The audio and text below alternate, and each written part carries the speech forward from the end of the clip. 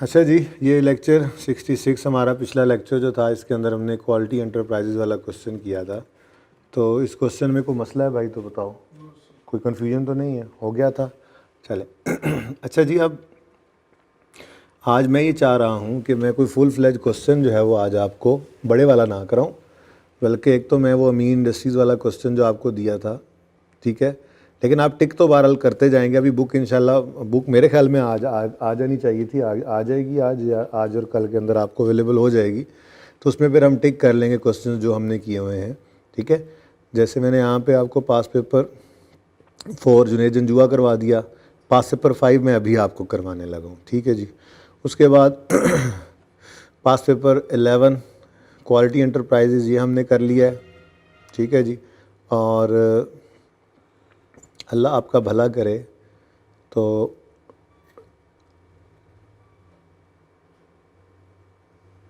बस मुझे लग रहा है कि ये सवाल आप करने जा रहे हैं इंशाल्लाह आज, ठीक है जी। ज़रा ये पढ़ें क्वेश्चन जो मैं आपको, ये 10 क्वेश्चन, ज़ाहिर है नंबरिंग चेंज हो सकती है बुक के अंदर, क्योंकि ये पुरानी बुक FAR1 की, इसमें से मैंने ओपन किया हुआ है बुक। बहरहाल आपकी मैं पेज नंबर भी इसलिए रेफ़र नहीं कर रहा, कल से इंशाल्लाह करने लग जाऊँगा, ठीक है। तो ये क्वेश्चन जो है इसको पढ़ के देखते हैं। बैलेंस शीट इस सवाल के अंदर गिवन है, following is the draft balance sheet of XYZ limited as at 31 December 14 which was prepared by its accountant. ये सवाल मैं करवाऊंगा कल, आज तो आप ट्राई करेंगे ना, ठीक है। 2 सवाल होमवर्क में देने हैं आज इसके, और 2 एक सवाल डिस्कस कर लेता हूँ, एक अमीन इंडस्ट्री डिस्कस कर लेता हूँ, बल्कि ये 2 डिस्कस करके होमवर्क में दे देता हूँ नए, और अमीन इंडस्ट्रीज़ करवा देता हूँ। जितनी देर के अंदर ये हो गया, ठीक है, उसके बाद फिर IS सेट की हमारी थ्योरी रहती है, हम उसकी तरफ मूव कर जाएंगे, ठीक है। ये सिर्फ डिस्कस करेंगे। देखते हैं जी बैलेंस शीट में क्या कुछ है। लीज होल्ड लैंड है, और उसकी भाई ये लीज होल्ड फ्री होल्ड आपके लिए ये जो है ना कोई इतना मायने नहीं रखता। लीज होल्ड का मतलब वैसे तो FAR1 वाले बच्चों को पता ही होता है, इंट्रो के अंदर देख के आते हैं, बहरहाल फिर भी बता देता हूँ मैं। जैसे यहाँ कैंट एरिया के अंदर आपको 99 साल की लीज़ के ऊपर जो है वो लैंड मिल जाती है, तो ये फ्री होल्ड नहीं है तो ये लीज़ होल्ड। लेकिन स्टैंडर्ड्स ये कहते हैं कि इस लीज़ होल्ड को IFRS 16 वाली लीजेज़ नहीं कह सकते आप।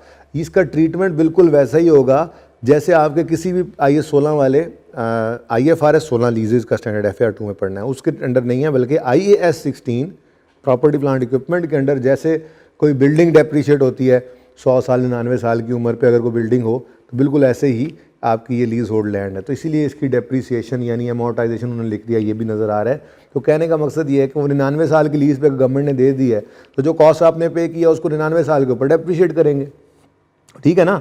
तो ये लीज होल्ड के लफ्ज़ से परेशान नहीं होना, हाँ लैंड के साथ उसकी डेप्रीसिएशन आना ये परेशान कुन बात थी, तो इसलिए आपको ये समझा दिया कि लीज होल्ड लैंड है, ये फ्री होल्ड नहीं है।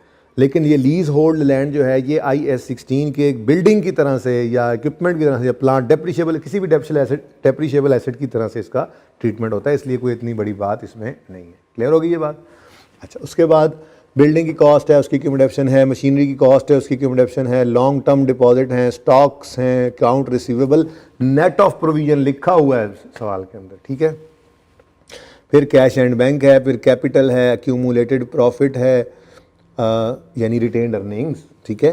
फिर ट्रेड पेबल्स हैं, इनकम टैक्स पेबल है, और एक्रूड इंटरेस्ट यानी इंटरेस्ट पेबल भी है। रूल में थोड़ी सी चेंज करवाई थी, चेंज नहीं मतलब एडिशन करवाया था कि सबके लेजर बनाने हैं सिवाय वर्किंग कैपिटल आइटम्स के और cash and cash equivalent items के, लेकिन इंटरेस्ट और टैक्स का लाजमी बनाना है, तो ये आपके पास ओपनिंग क्लोजिंग भी आ जाएंगे उनके, ठीक है। उसके बाद कहता है एडिशनल फॉर्मेशन में profit before tax and income tax for the year amounted to 275 and 13 million respectively. PBT 275 है और 13 मिलियन टैक्स अलग से दिया हुआ है। क्यों अलग अलग दिए गए?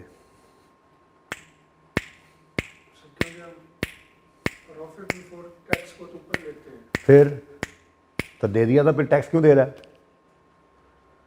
कल एक रूल लिखवाया था पिछली क्लास में कि हमेशा याद रखना कैश फ्लो का स्टार्टिंग पॉइंट होता है PBT और रिटेन्ड अर्निंग्स के लेजर में आता है प्रॉफिट आफ्टर टैक्स। अब प्रॉफिट एंड लॉस इस सवाल में गिवन नहीं था, ठीक है, प्रॉफिट एंड लॉस गिवन नहीं था, सिर्फ प्रॉफिट की फिगर दी थी। तो कोई बात नहीं, हमारे तो इस मेथड के अंदर हम शुरू ही प्रॉफिट बिफोर टैक्स से करते हैं, लेकिन टैक्स की फिगर इसलिए दी कि कैश फ्लो को स्टार्ट करना PBT से, और जब रिटेन्ड अर्निंग्स एक्यूमुलेटेड प्रॉफिट नाम का जो अकाउंट आ रहा है जब उसको ओपन करना तो उसके अंदर प्रॉफिट आफ्टर टैक्स लेकर आना, ठीक है। अच्छा जी, चलें।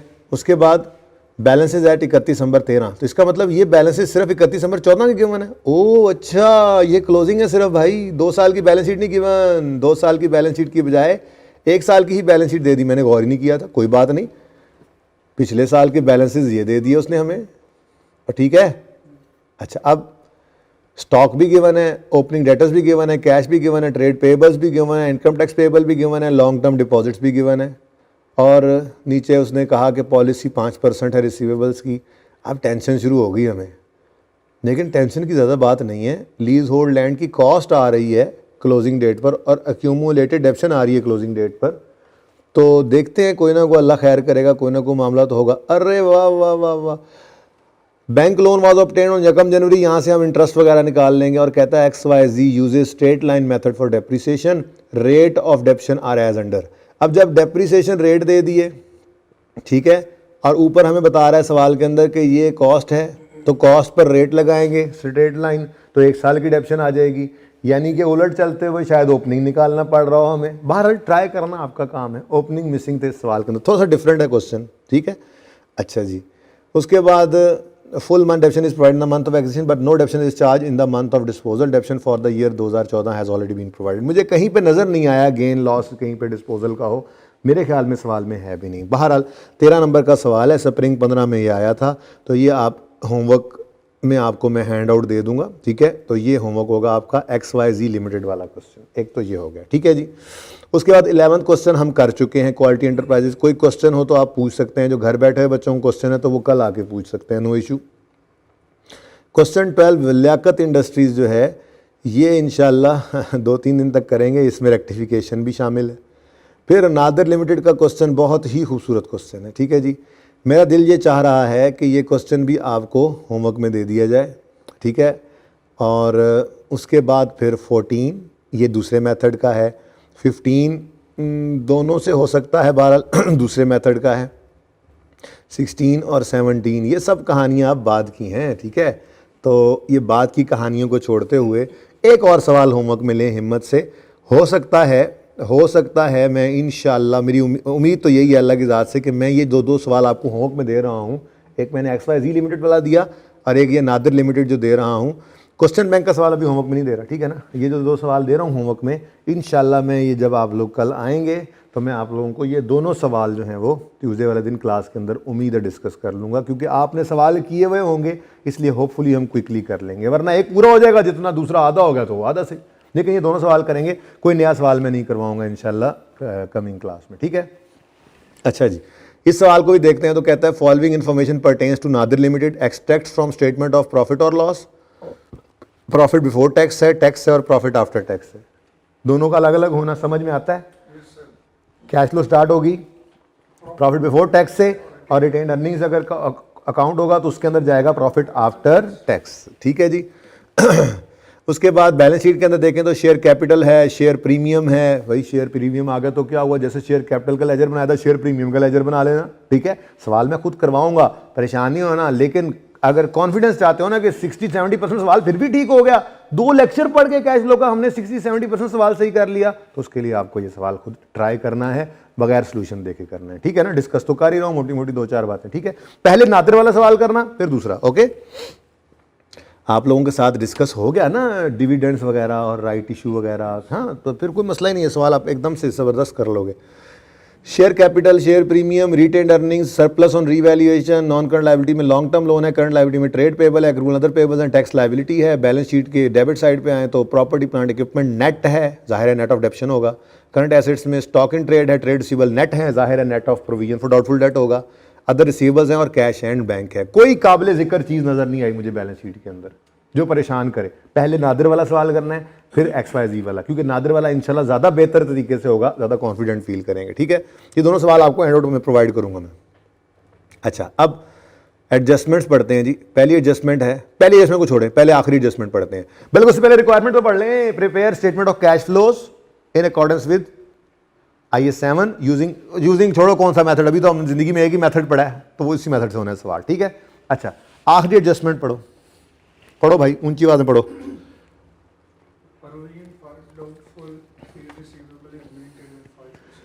अच्छा, इसका क्या करें भाई? हाँ जी, इग्नोर करना है। क्यों?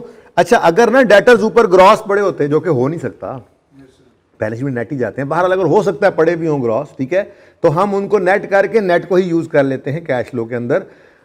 सिखाऊंगा जरूर आपको कि ग्रॉस डेटर्स अलग भी और प्रोविजन अलग भी ट्रीट किए जा सकते हैं कैश फ्लो में, लेकिन मुश्किल काम है, डबल डबल करने की बजाय आंसर सेम ही आता है, तो हमने एक जुगाड़ बनाया होगा, ठीक है। लेकिन जिस दिन हम दूसरे मेथड पे मूव करेंगे ना, उस दिन ये प्रोविजन ऑल टुगेदर बहुत इंपॉर्टेंट हो जाएगी। डेटर का लेजर अलग बनना है, प्रोविजन अलग बनना है, और डेटर ग्रॉस पे बनता है, प्रोविजन अलग पड़ी होती है, तो वहां पर यूज करना है इसको। इस मेथड के अंदर हमने इसको इग्नोर ही करना होता है। इग्नोर मतलब अगर डेटर्स नेट ही पड़े हैं तो बस नेट डेटर्स को यूज करना है, इसको यूज हमने नहीं करना। तो ये एडजस्टमेंट देखो भाई, इस एडजस्टमेंट का क्या करना है, कुछ नहीं करना, ठीक है। नेक्स्ट, उससे ऊपर वाली एडजस्टमेंट पढ़ो 4। Financial charges for the year amounted to 1100,000 accrual financial charges as on 31 December 2017 amounted to 112,2016। भाई ये क्या है? मेरे ख्याल में तो ये एक पीस ऑफ केक है ये एडजस्टमेंट। कैसा ज़बरदस्त उसने सारा काम आपको करके दे दिया। इंटरेस्ट एक्सपेंस लिख लूँ? वो कह रहा है जी एक्सपेंस फॉर द ईयर है 1100। अब एक्सपेंस के लेजर में एक्सपेंस किस तरह आता है? इधर तो कैश आता है, एक्सपेंस डेबिट कैश क्रेडिट, ठीक है। तो यहाँ पर आएगा इंटरेस्ट एक्सपेंस। अब सवाल की खूबसूरती देखो, कह रहा है जी 1100 ये है, फिर एक्रूड फाइनेंशियल चार्जेस यानी payable, opening payable, opening payable है 48, क्योंकि 16 का क्लोजिंग पेएबल इस साल को ओपनिंग बनता है ना, और इधर क्लोजिंग पेएबल कितने हैं? 112। ओ भाई, ओ भाई, ओ भाई, 31 दिसंबर 17 का 112 है और पिछले साल का तो 48 है। बस कैश निकलेगा बैलेंसिंग। अभी तो देखो एक्सपेंस को रिवर्स करोगे, कैश को नीचे इंटरेस्ट पेड वाली जगह माइनस कर दोगे। ये सवाल है, दसो यार, हैं? ओरिजिनल है स्प्रिंग 18 में, ये 15 नंबर का सवाल आया हुआ।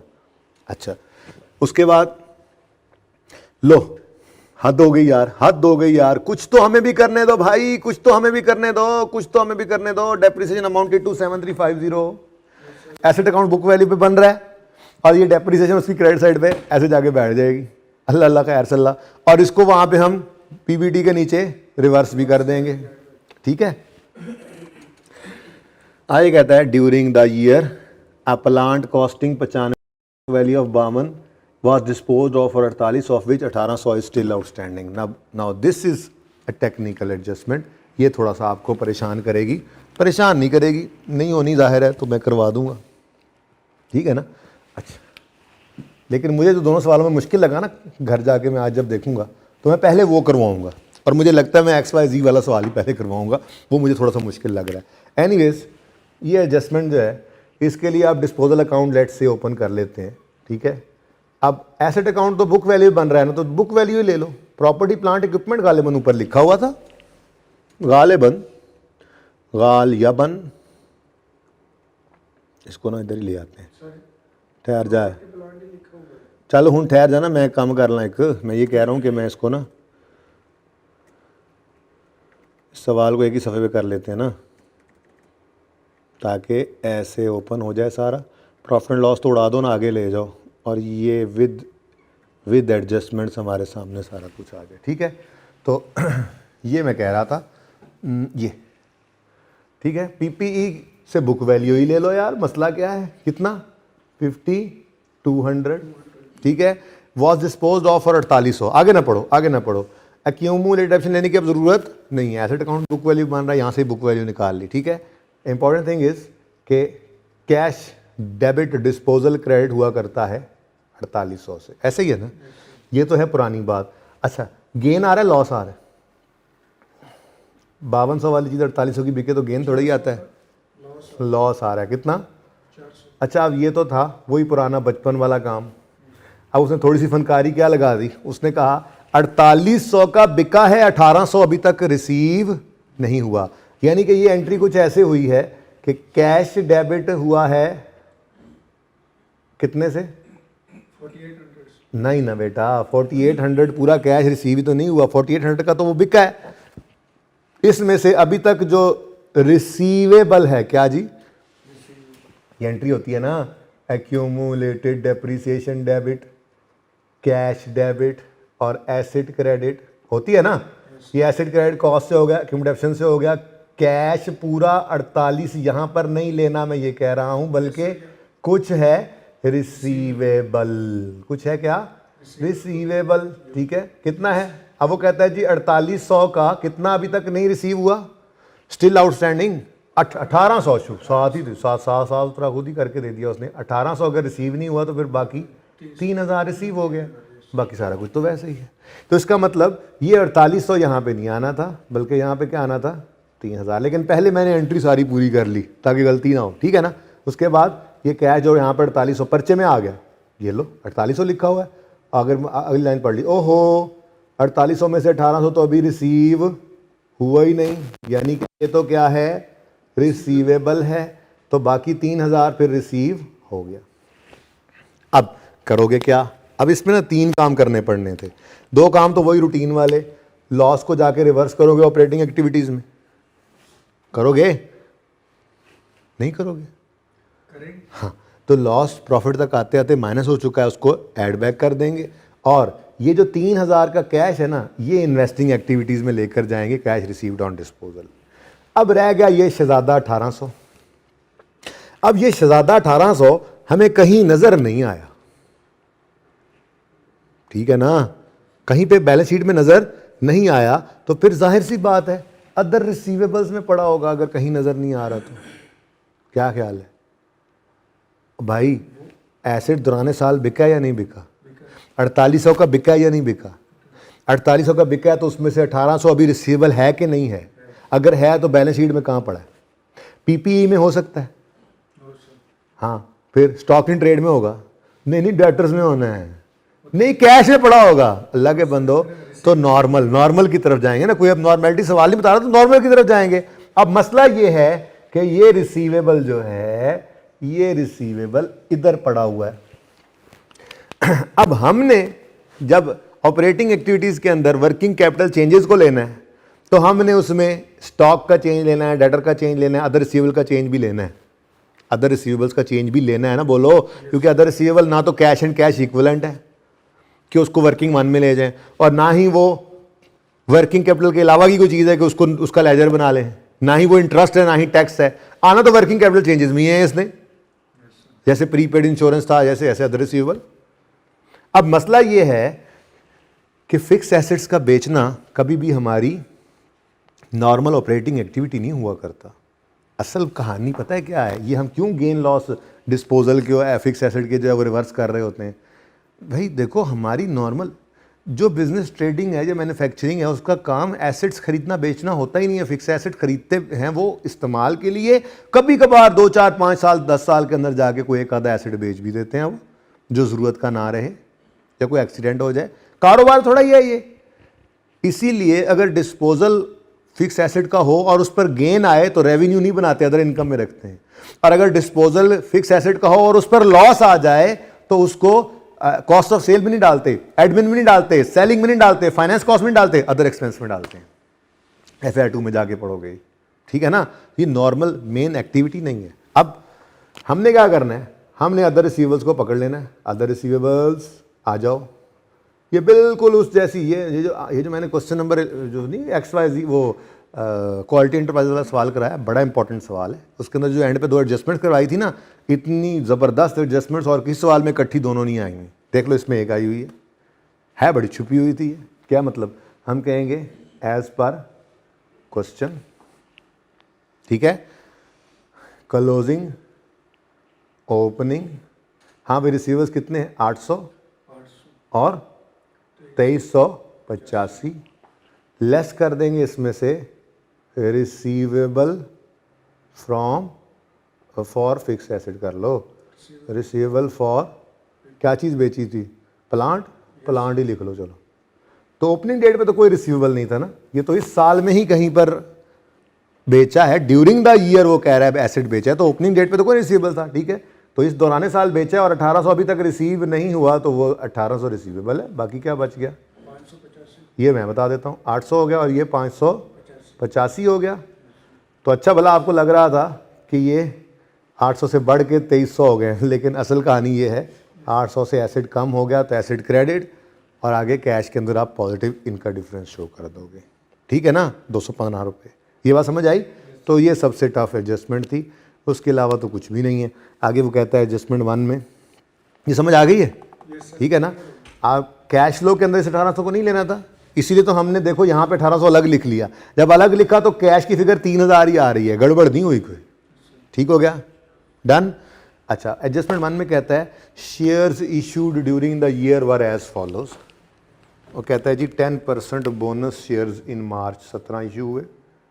तो बोनस शेयर्स की एंट्री याद है कुछ? बोनस डिविडेंड, बोनस शेयर्स क्या एंट्री होती है?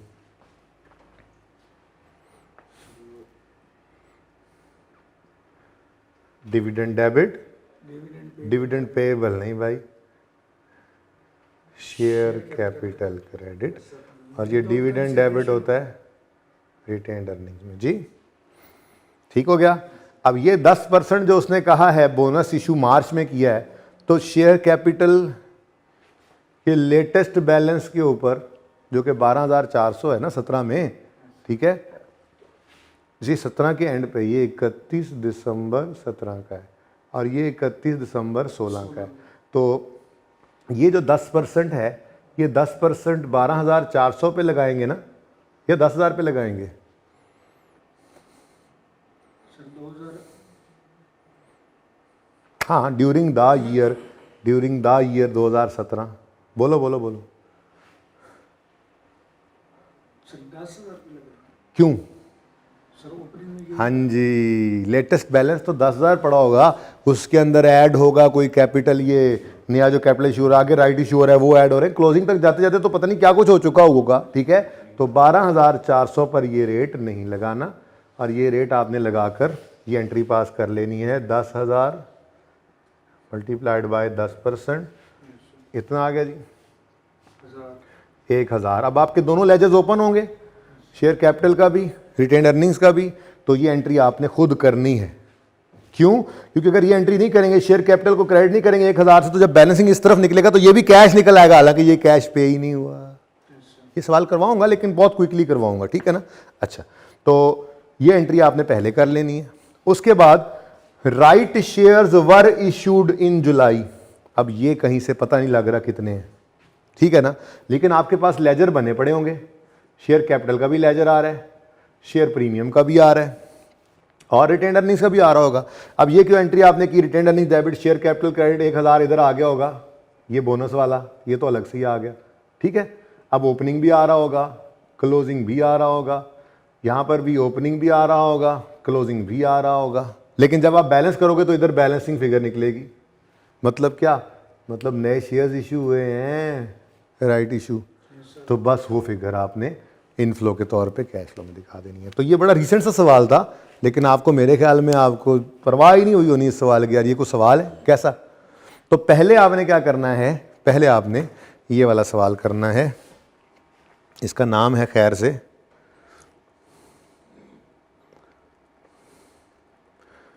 नादिर लिमिटेड। ठीक है, तो नादिर लिमिटेड एक आपके होमवर्क में है, अपने पास नाम तो लिख लो एटलीस्ट। ठीक है, Nadir limited, number 1 Nadir limited करना है, और नंबर 2 आपने XYZ लिमिटेड करना है। ये वाला सवाल ठीक हो गया। ये आपको इंशाल्लाह मैं दोनों हैंड आउट के अंदर क्वेश्चंस दे दूंगा। क्लियर? चलें।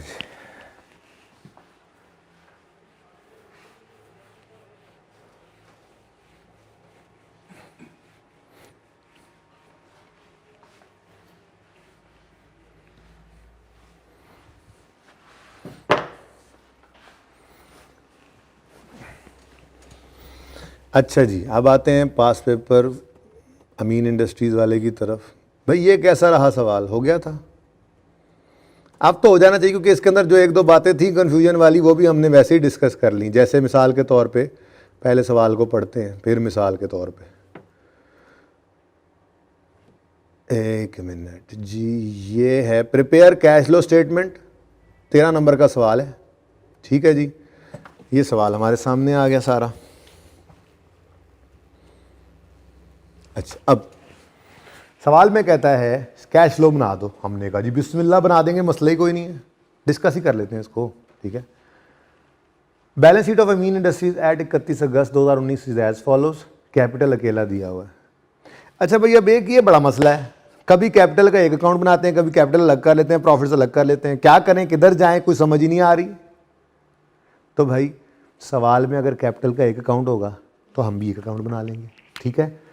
अगर एक ही अकाउंट है कैपिटल का तो हम भी कैपिटल का एक ही अकाउंट बनाएंगे, लेकिन उसके अंदर फिर होगा क्या, ओपनिंग कैपिटल भी इधर ही आएगा, प्रॉफिट आफ्टर टैक्स भी इधर ही आएगा, कोई फ्रेश कैपिटल घर से लेकर आए वो भी इधर ही आएगा, कोई डिविडेंड या ड्राइंग जो भी लफ्ज़ लिखा हो वो भी इधर ही आएगा, और क्लोजिंग भी आ रहा होगा, ठीक है।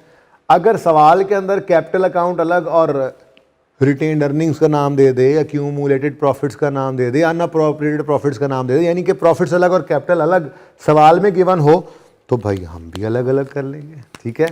हम भी क्या करेंगे, हम भी कैपिटल को अलग, चाहे वो नाम शेयर कैपिटल से हो या कैपिटल से हो, कैपिटल अलग कर देंगे, और रिटेन्ड अर्निंग्स या एक्यूमुलेटेड प्रॉफिट्स या जो भी नाम लिखा हो वो अलग। अब ऐसी सूरत के अंदर ब्रॉड डाउन तो इसमें आएगा, ठीक है, लेकिन पैट भी नहीं आएगा, डिविडेंड भी नहीं आएगा। अगर कोई चीज़ आ सकती है तो घर से मजीद पैसे लाएंगे तो कैश डेबिट कैपिटल क्रेडिट वाली एंट्री हो सकती है, और क्लोजिंग आएगा। बाय बैक अभी मैंने आपको पढ़ाया ही नहीं, आखिरी क्लास में पढ़ाऊंगा। रिटेन्ड अर्निंग्स के अंदर ओपनिंग आएगा और प्रॉफिट आएगा, ठीक है। उसके बाद डिविडेंड या ड्राइंग्स भी इधर ही आएंगी, ठीक है। हाँ, और रीवन surplus debit retained earnings credit की एंट्री भी आ सकती है, लेकिन ये ज़रा नॉर्मल चीज़ नहीं है। ऐसी कोई चीज़ जब तक रीवन सरप्लस आए ना, जैसे आपके होमवर्क वाले सवाल में है, वैसी कोई चीज़ आए ना तो वो यहाँ पे नहीं लिखेंगे। बाहर समझ आ गई बात की। तो एक तो ये मुसीबत से जान छुड़ाओ ना, सवाल में अगर एक कैपिटल अकाउंट होगा तो हम भी एक ही बना देंगे, सवाल में दो होंगे तो हम भी दो ही बना देंगे, ओके। चले, अच्छा जी, तो कैपिटल का अकाउंट एक ही बन जाएगा, सही है। शॉर्ट टर्म फाइनेंस कहाँ जाएगा भाई? देखो सवाल मैं ये भी नहीं करवा रहा, बस डिस्कस ही कर रहा हूँ, ठीक है। काफ़ी है ना, 3 सवाल डिस्कस हो गए। ज़रा बच्चे कल आएंगे तो इनमें से 2 करवा दूंगा। अगर ये आपको डिस्कशन के बाद लगे कि मुझे करवाना चाहिए तो मैं अभी करवा भी दूंगा, आपने मुझे बता देना है। वैसे आपके बकौल तो आपने कर लिया था, लेकिन मैं ये चाह रहा हूँ कि बहरहाल इसको डिस्कस भी कर लूँ। भाई कैपिटल अकाउंट का लेजर बनेगा, ओके। शॉर्ट टर्म फाइनेंस क्या करेंगे इसका? Working one. Creditors working capital items की चेंजेस में चला जाएगा, ठीक है। फिक्स्ड एसेट बुक वैल्यू पर ही है तो हम भी लेजर बुक वैल्यू पे बना लेंगे। इन्वेस्टमेंट्स जो कि करंट एसेट्स में आ रही हैं तो working one. Stock in trade है तो वर्किंग कैपिटल चेंजेस में आ जाएगा, ठीक है जी। Trade debts net of provision है तो बस अल्हम्दुलिल्लाह कह के इसी को उठाएंगे, वर्किंग कैपिटल चेंजेस में ले जाएंगे, और बैंक वर्किंग वन में आ जाएगा। कहानी ख़त्म, ठीक है जी। उसके बाद following information is also available. कहता है जी profit during the year was 3161। पूरे सवाल में कहीं पे उसने टैक्स का जिक्र नहीं किया हुआ था, तो यही प्रॉफिट बिफोर टैक्स भी है और यही प्रॉफिट आफ्टर टैक्स भी है। तो मतलब आपकी cash flow statement of cash flows में जो स्टार्टिंग पॉइंट होगा ऑपरेटिंग एक्टिविटीज़ का, जो पीबीटी होता है, वो पीबीटी भी 3161 होगा, ठीक है जी। और चूंकि कैपिटल का अकाउंट भी एक बन रहा है, जो कि बन रहा है जिसमें ओपनिंग आपने लिखा होगा ऐसे 27942 और क्लोजिंग 33433 ऐसे बना होगा ना आपका अकाउंट। तो यहाँ जो पैट आएगा वो भी क्या होगा 3161। लेकिन इससे कंफ्यूज नहीं होना, मैं आपको पक्का एक रूल लिखवा चुका हूँ कि असल में तो ये दोनों चीज़ें डिफरेंट हैं। यहाँ पीबीटी आना है, यहाँ पैट आना है। ये फिगर सेम होने की वजह इस सवाल में प्रॉफिट की फिगर नहीं है। जैसे सवाल पहला सवाल जुनेद जंजुआ किया था उसमें प्रॉफिट की फिगर नहीं थी, ठीक है ना। कल वाले सवाल में था, क्वालिटी एंटरप्राइजेस के अंदर था यही टैक्स का काम, मेरे ख्याल में था यार। यस टैक्स था, यस ठीक है ना। तो कल वाले सवाल में टैक्स था, तो इसलिए यहाँ पर डिफरेंट फिगर आई थी पीबीटी पे और पैट डिफरेंट, ठीक है ना। अभी मैंने लिखा अभी भी डिफरेंट ही हुआ है, ये पीबीटी लिखा हुआ है, ये देखो ये पैट लिखा हुआ है, लेकिन सेम होने की वजह टैक्स का ना होना है इस सवाल के अंदर, ठीक है। अच्छा उसके बाद कहता है अमीन्स विदड्रॉल्स ड्यूरिंग द ईयर, ये ड्राइंग्स हैं कैपिटल जी, ये कैपिटल के अकाउंट के अंदर 3120 यहाँ पे नज़र आएंगी, 3120 में भी नज़र आएंगी। और उसके बाद आपको पता है नॉन कैश आइटम्स आती हैं यहाँ पर। मुझे तो लगता है सवाल ही यहीं पे हो जाना है हमारा, बस 2-4 फिगर्स कहीं से उठा के देख लेंगे सोल्यूशन से। उसके बाद adjustments for working capital items changes, ये यहाँ पर आ जाती हैं। उसके बाद 3 चीज़ें नीचे लेस होती हैं, टैक्स पेड है कोई नहीं, इंटरेस्ट पेड इंटरेस्ट पे है कोई नहीं, डिविडेंड पेड, ये ड्राइंग इसको उसने ड्राइंग्स कहा हुआ है जिसको काट के हम ड्राइंग लिखते हैं ताकि डिविडेंड पेड भी याद होता रहे। तो ये फिगर 3120 उधर भी आ जाएगी और यहाँ पर माइनस भी शो हो जाएगी। क्या ख्याल है, सही है ना? तो एक दिन में 3 सवाल कर लिए एक तरह से हमने। हाँ, 2 इनमें से आपने करने हैं। देखो एफर्ट आपकी तरफ से ज़्यादा होगी, मैं जितना टाइम डिस्कस करने में लगा रहा हूँ आपको पता है मैं उतने टाइम के अंदर सवाल भी करवा सकता हूँ, लेकिन क्यों डिस्कस करके आपकी तरफ छोड़े, सोल्यूशन ना देखना, पूरी ईमानदारी से एक बार अटैम्प्ट करना। आपका ये सबसे आसान टॉपिक बन जाएगा। आप चाहेंगे कि या अल्लाह ये वाला सवाल आ जाए ताकि हम इसमें से अच्छा स्कोर कर सकें। 15 नंबर का सवाल आए तो 10-11 नंबर तो ले ही लेते हैं सबके सब बच्चे, ये बहुत अच्छी परसेंटेज होती है किसी भी क्वेश्चन की। तो ये एफर्ट आप लोग ज़्यादा करेंगे तो आपके 10 नंबर आएंगे ना।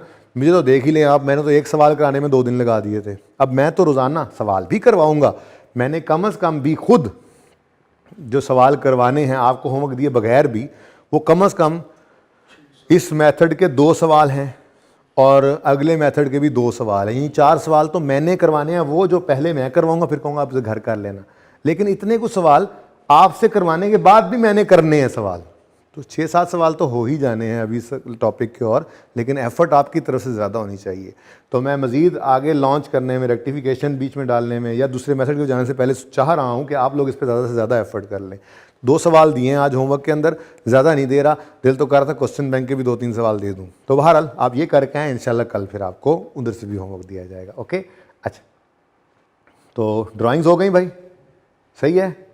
ये तो हमने जहाँ पहुँचाना था हमने बात कर ली कि कैपिटल का लेजर बन गया, फिर शॉर्ट टर्म फाइनेंस वर्किंग 1 में जाता है। दिल तो कर रहा है यहीं पे सारा सवाल ही कर दें, ठीक है, जितना हो सकता है।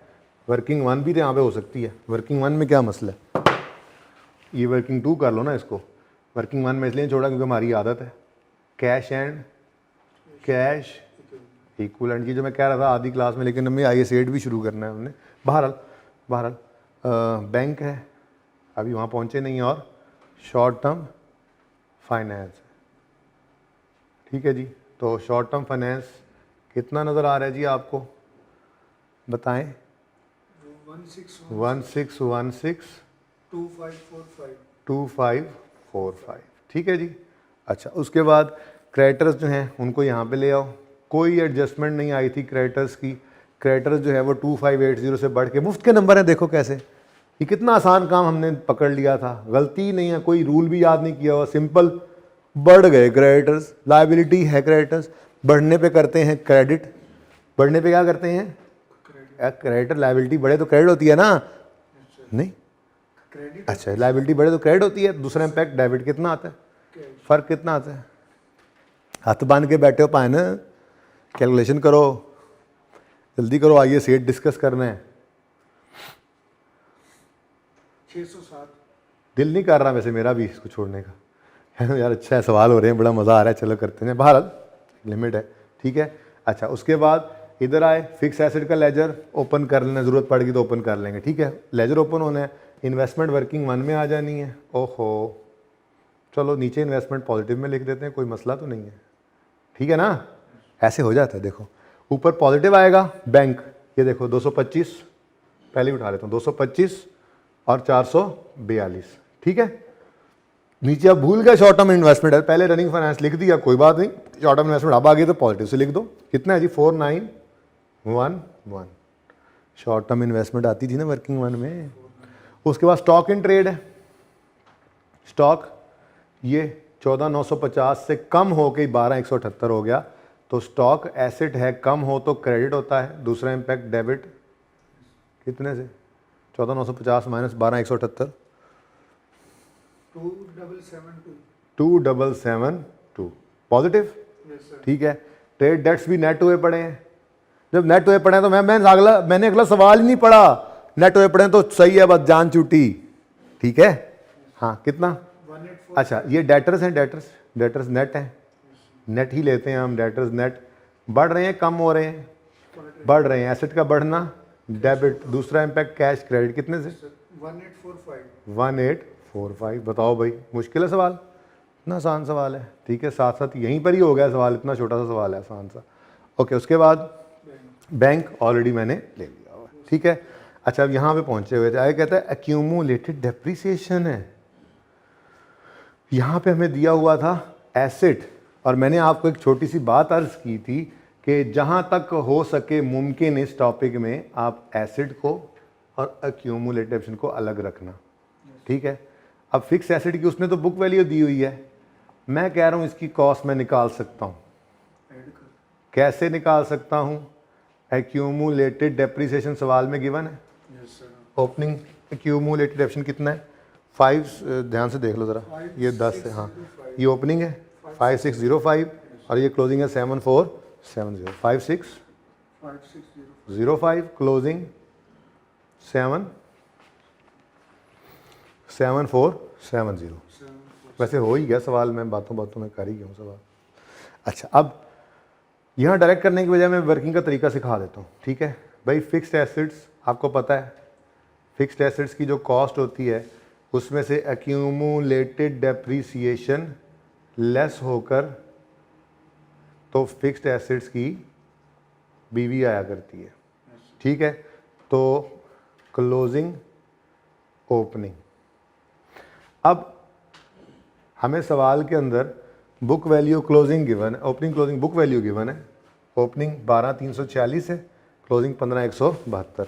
12,340 ये बोला था मैंने, 12,340 और 15,172। और ठीक है, उसके बाद नहीं सॉरी क्या लिख गया मैं, हद हो गई है। 12 बुक वैल्यू गिवन है, क्या कर रहे हैं बताएं तो सही। Book value 12,346 15,172. और 15,172। ठीक है, अब ये उसने हमें सवाल में दे दिया और ये भी उसने सवाल में हमें दे दिया। 5605 माइनस और 7470 माइनस, तो फिक्स एसेट बैलेंस की निकल तो सकता है। ऑपोजिट जाना है तो इनको प्लस कर दें उनमें, तो डायरेक्ट भी हो सकता था, मुझे पता है जो आप कह रहे थे, लेकिन मैं कह रहा हूँ डायरेक्ट क्या, इधर कर लो ये काम, ज़रा काम देगा आगे भी, 1-2 जगह पे मैं बता दूंगा कहाँ कहाँ पे ये ऐसी वर्किंग करना काम देगी। फिलहाल तो बताओ ज़रा। 17951. 17951 Yes sir. और 22642. 642। लो जी, ब्रॉड डाउन 44642 है और कैरी डाउन 17951। इसको अलग करने का फ़ायदा पता है क्या है? यहाँ से एकदम से जल्दी से डेप्रिसिएशन निकल आती है और यहाँ से एसेट की कॉस्ट अलग से निकल आती है एडिशंस की। अच्छा, ये वर्किंग का जो तरीक़ाकार है ये हम अगले मेथड में ना जाकर यूज़ किया करेंगे जब हमें नेट डेटर्स बैलेंस शीट में दिए होंगे और प्रोविजन अलग दी होगी और हमें ग्रॉस डेटर्स चाहिए होंगे, तो हम ऐसे ही निकाला करेंगे। बहरहाल एक वर्किंग भी छोटी सी सीख ली हमने। ला भी ओपनिंग क्लोजिंग हो गया, ये भी हो गए। अब आगे क्या कहते हैं, प्रोविजन फॉर बैड डेट्स है ओपनिंग और क्लोजिंग, क्या करें इनको? इग्नोर। क्यों? क्योंकि डेटर्स ऑलरेडी क्या हैं, नेट हो चुके हैं। नेट ना होते तो नेट कर लेते। ठीक है, सही है। और बैड डेट रिटर्न ऑफ तो हैं ही नहीं सिरे से, होते तो उन्हें भी क्या करते, इग्नोर। एक एडजस्टमेंट रहेगी during the year. Fixed asset costing 1500, अब 1500 भी लिखो भाई, 1500 क्यों? क्योंकि एसेट अकाउंट कॉस्ट से बना लिया ना। ठीक है, तो 1500 चलो यहीं बना लो डिस्पोजल अकाउंट। अब क्या आप दूर जाना, सारा सवाल इधर ही, सवाल के आसपास ही सवाल कर दिया हमने, है ना। तो डिस्पोजल अकाउंट में ये 1500 आ गया। कहाँ से जी? फिक्स एसेट के अकाउंट से। ओके, ये कहाँ चला गया भाई? डिस्पोजल में। आई कहता है हैविंग बुक वैल्यू ऑफ 867, इसका मतलब अगर मैं इसको यूज़ करते हुए एक्यूमुलेटेड डेप्शन निकालना चाहूँ, पता तो है ना कि बुक वैल्यू किसके बराबर होती है, कॉस्ट माइनस एक्यूमुलेटेड डिप्रिसिएशन के, और एक्यूमुलेटेड डेप्शन अगर चाहिए तो कॉस्ट प्लस बीडी। कॉस्ट माइनस बुक वैल्यू भाई, ठीक है। तो कॉस्ट सवाल में गिवन है 1500, बुक वैल्यू गिवन है 867, तो एक्यूमुलेटेड डेप्शन कितनी आ गई 633। 633। अब इसका फ़ायदा क्या होगा, ये वो फिगर है जो इस अकाउंट में से डेबिट होती है और डिस्पोजल अकाउंट में क्रेडिट होती है। अब जब ये अलग लिख लिया तो यहाँ से हमें जो है वो डेप्शन एक्सपेंस फॉर द ईयर भी एकदम से मिल जाएगा, ठीक है। अच्छा, एक्यूमुलेटेड डेप्रिसिएशन आगे वो क्या कहता है जी was sold for 1284, cash debit, disposal credit 1284। हाँ भाई, सवाल ख़त्म हो गया। बताओ, इसका गेन ही आ रहा है मेरे ख्याल से, तो 1500 में से भी 633 माइनस हो जाएं, यानी खुद देखो ना, 867 वाली चीज़ के 1200 मिल रहे हैं तो गेन ही है। हाँ भाई, कितना 2151।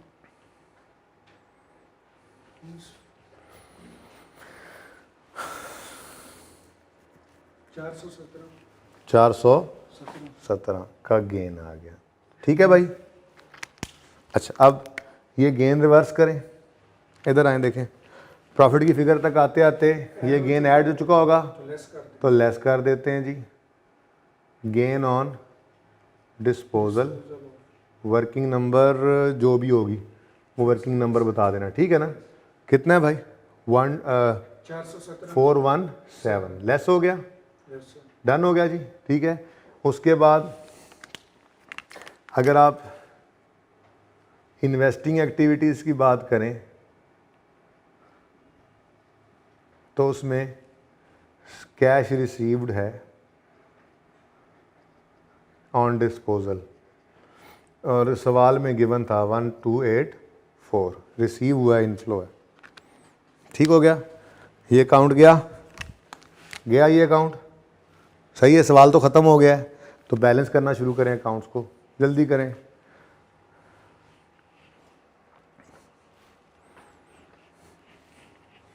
हाय अल्लाह, ये सेट पे पहुंचने जल्दी करो। मैंने बोला था करवा भी दिया सवाल, ठीक है ना, ये ना समझना कि ये करवाया ही नहीं, दूसरे भी करवाऊंगा इसी तरह से।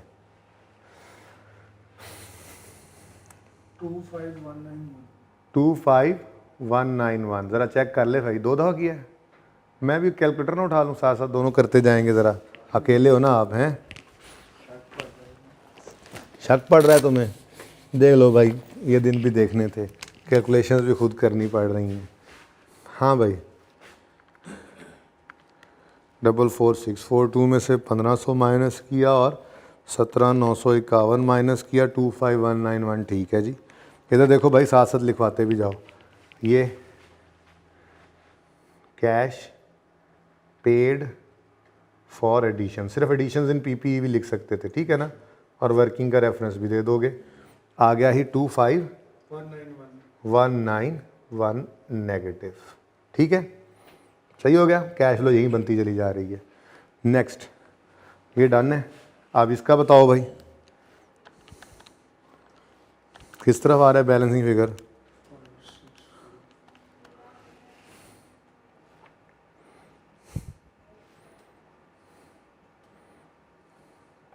$2498 है। Yes sir. ये बैलेंसिंग फिगर इस तरफ आ रही है तो डेप्रिसिएशन ही हो सकती है। अब यही डेप्रिसिएशन तो हमें चाहिए थी, ताकि हम यहाँ तक आते हैं जो माइनस हो चुकी है, नॉन कैश है, इसको हम ऐड बैक कर दें डेप्रिसिएशन एक्सपेंस। और आज हमें ये कैलकुलेट करना पड़ा, वर्किंग का रेफरेंस दे देना, जो भी नंबर लगा हुआ, मैंने नंबर नहीं लगाया ना, मेरा इरादा कोई नहीं था सवाल कराने का, और बस फिर हो गया एक्सीडेंटली, समझो 2498 ऐड हो गया, ठीक है। ये अकाउंट भी गया, ये तीनों अकाउंट्स हो गए, ठीक है। अब इधर क्या रह गया, कैपिटल का अकाउंट है, ज़रा चेक कर लो कैपिटल का अकाउंट बैलेंस हो रहा है।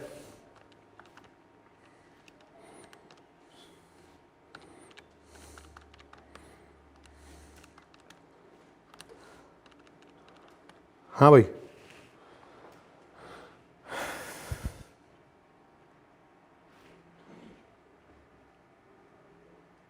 क्या 5450 आ रहा है? हैं? यस ना कह दे, कैलकुलेट कर। मेरे से भी तो गलती हो सकती है, इतने करीब से वैसे ही फिगर पता नहीं क्या नजर आ रही होती हैं।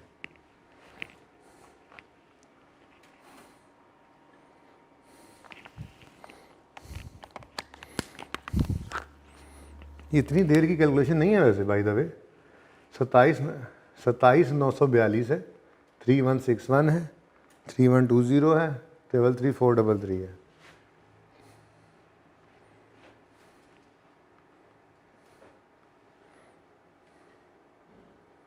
यस सर, यही आती है।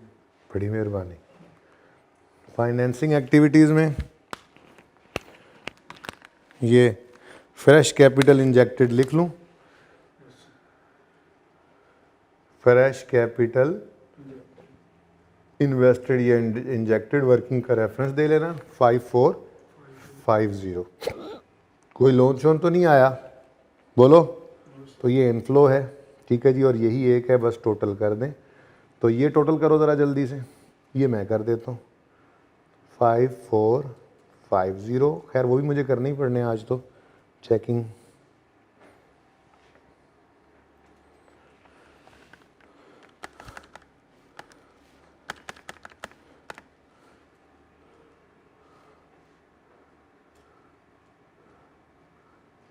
जी क्या आया आंसर?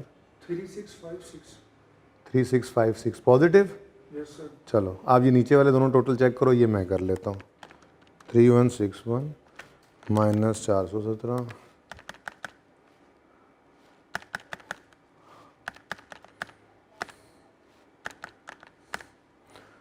ये सही नहीं है।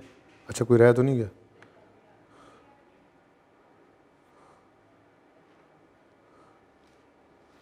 हाँ एक रह गया, 3120 सही है भाई। 3656, ये -50907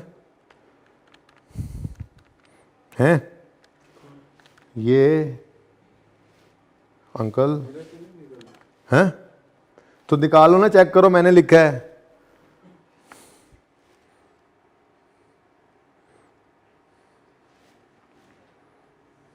टू थ्री 907। ये यस सर, 23 907। देखा, मैंने चेक करने के लिए गलत लिखा था। ऐसी कोई बात नहीं है, गलत कैलकुलेशन हुई थी जी। वैसे भी आदत नहीं रही कैलकुलेशन करने की। हाँ 23907।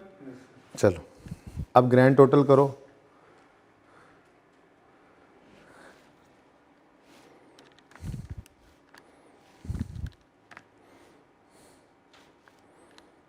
(3656) minus 23907 plus 5450 14801।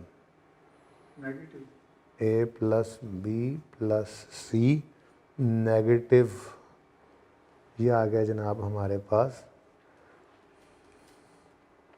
Net cash flows. ठीक है जी, इसमें हम ऐड करेंगे opening cash and cash equivalent working 1 से। ओहो टोटल ही नहीं किया, टोटल कर भाई। 225 पॉजिटिव है और 1616 नेगेटिव है, तो 1391 नेगेटिव आ गया। ठीक है जी, ये 1391 इधर नेगेटिव बन गया और इसका आंसर, अच्छा अब इसका टोटल कर लेते हैं। 442 पॉजिटिव है, 2545 नेगेटिव है, प्लस 4911 पॉजिटिव है, 280 नेगेटिव आ गया। बताओ सही नहीं आ रहा, कुछ गड़बड़ है। यस सर, सही नहीं है। ये तो और वो 16192 है। ये नीचे वाले इधर 14801। चेक कर लेना यार।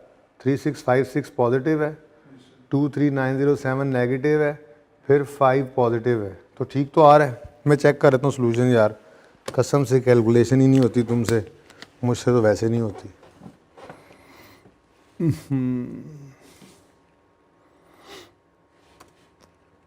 कौन अब बैठ के चेक करे, अच्छे भले मेरे बच्चे आते हैं भाई, कल आ जाओ यार, इस एक बच्चे से तो कुछ नहीं होने वाला। और दूसरा आता था और दूसरा आता था तो क्या तुम नहीं आते थे?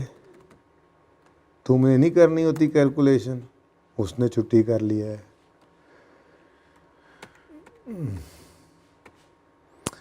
क्वेश्चन यार अब ये हो गया। हाँ भाई चेक करो, कैलकुलेशन चेक करो कहाँ गलती हुई है। देखो देखो देखो देखो, कोई चीज़ रह तो नहीं गई।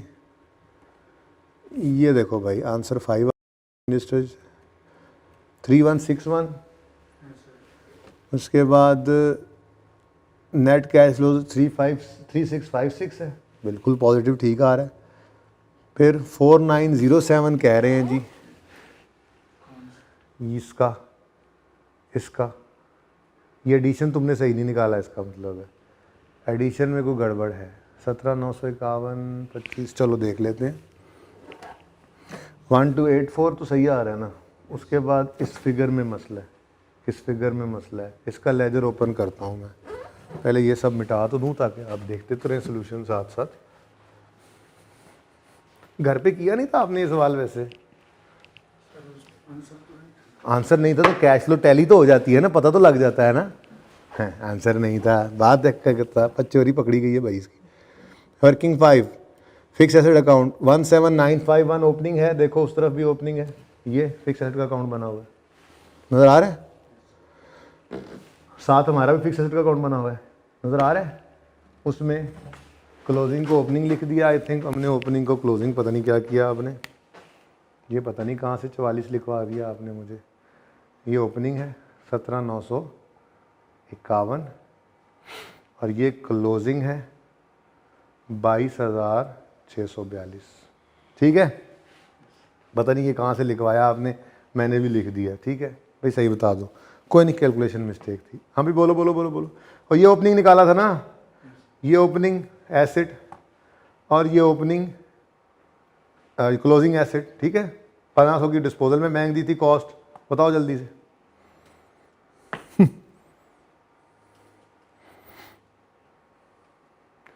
6191 6191। ठीक है, अब इसको सही कर लो। ये 5 समथिंग आ रहा था,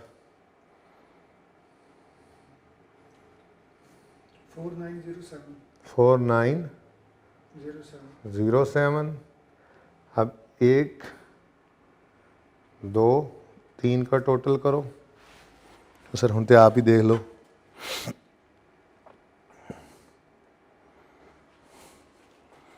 4199 आ रहा है पॉजिटिव, 4199 पॉजिटिव आ गया। और 1391 जब उसमें से माइनस किया तो आंसर है 2808। अब ठीक हो गया, तो ये घर पे ही हो जाना चाहिए था ना तुम्हारा। अच्छा जी सुने, देखें चलें, अच्छा ही हो गया, इस तरह से गलती हो गई हम दोनों से। ठीक है, आप देखें कि कैश फ्लो टैली नहीं हो रही थी, तो हम अभी तो मैंने सोल्यूशन ओपन कर लिया, 1 मिनट मैंने देख लिया गलती कहाँ पे थी। पर्चे में जो ये कैश फ्लो टैली ना करें, ठीक है, तो आप शुरू से सवाल को देखना शुरू कर दें, तो अल्टीमेटली फ़र्क कितना को पड़ा? सिर्फ और सिर्फ एक इस फिगर पे फ़र्क पड़ा था, बाकी सारा सवाल हुआ था। तो एक फिगर का 0.5 या 1 मार्क जो था यहाँ प्रेजेंट करने का, बस वो कटा हुआ था। लेकिन आप 10-15 मिनट लगा के इसको सही करके इसको टैली कर भी लें तो अगले सवाल में 10 मिनट में आसान 10 नंबर मिल जाने थे। इसलिए मैं आपको कहता हूँ कि कैश फ्लो में ये जो हाथ यहाँ रखें क्लोजिंग में, ये घर आके उठाएं। का मतलब क्या होता है कि अगर नज़र आ रहा है, एक दफ़ा सिर्फ टोटल देख लो, 1-2 मिनट में नज़र आ गई गलती, ठीक है, नहीं आई नज़र, ठीक है ना, बस कैश फ्लो टैली करने नहीं बैठ जाना। ठीक है, तो ये पास पेपर 5 हो गया आपका। ओके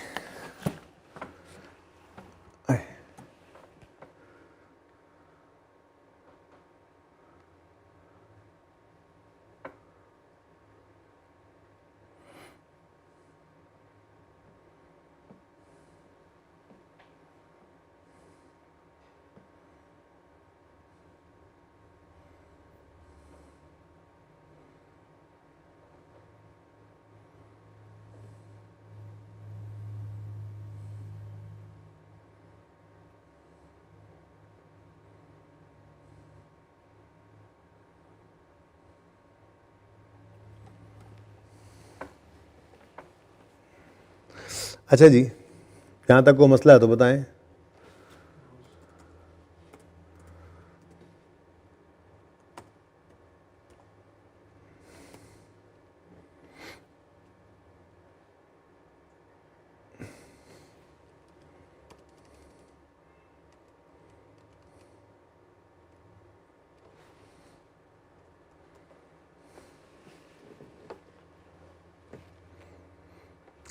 अच्छा जी, हाँ जी, आइए सेठ की बात हम कर रहे थे। कुछ याद है आपको? आपको याद हो कि ना याद हो, मुझे तो याद है। मेरे ख्याल से इतना को हो जाए तो नज़र आता रहेगा सबको, है ना। अच्छा जी, ये हैंड आउट आप लोगों के साथ मैंने कोई नहीं शेयर किया क्योंकि मैंने पूरा चैप्टर ही आप लोगों के साथ शेयर कर दिया था। बहरहाल पेज नंबर्स का इशू होगा तो वो ज़ाहिर है आपकी बुक आजकल में आपके पास आएगी तो उस पर सही वाले पेज नंबर्स होंगे, लेकिन नोट्स थे यही इसके अंदर, ठीक है। अच्छा, कुछ चीज़ें मैं कटवाता जाऊंगा, वो आपने काटते जाना है, ओके। साथ साथ पढ़ते भी जाएंगे हमारे सिलेबस से जो बाहर की चीज़ें हैं।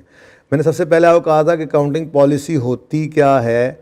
अकाउंटिंग पॉलिसी है प्रिंसिपल्स, बेसिस, रूल्स एट्सेट्रा, ठीक है जी। किस चीज़ के लिए यूज़ होते हैं? अप्लाई होते हैं, applied in preparing financial statements, ठीक है जी।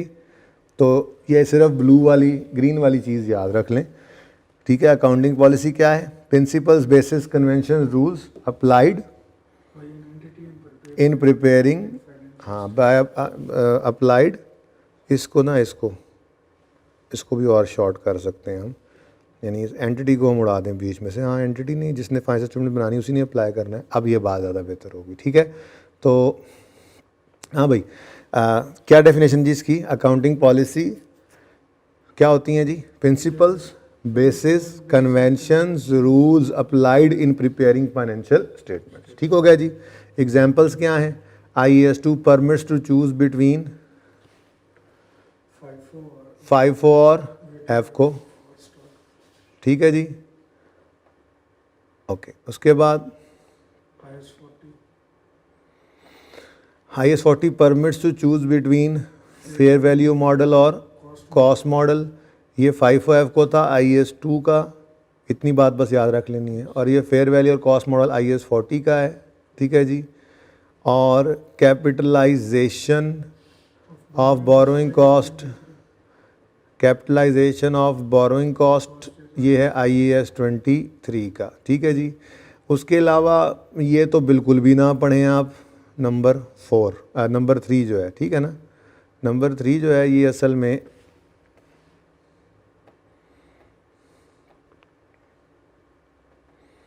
ये फाइनेंशियल इंस्ट्रूमेंट्स हमने पढ़ने हैं जाकर FAR2 के अंदर, वहाँ पे जाकर फिर आप इनको देख सकते हैं, ठीक है। बल्कि अगली बात भी अब तो यहाँ से निकल गई, पहले ये FAR1 के अंदर हुआ करता था आपका IFRS 15, अब तो ये भी सिलेबस से निकल के FAR2 में चला गया है।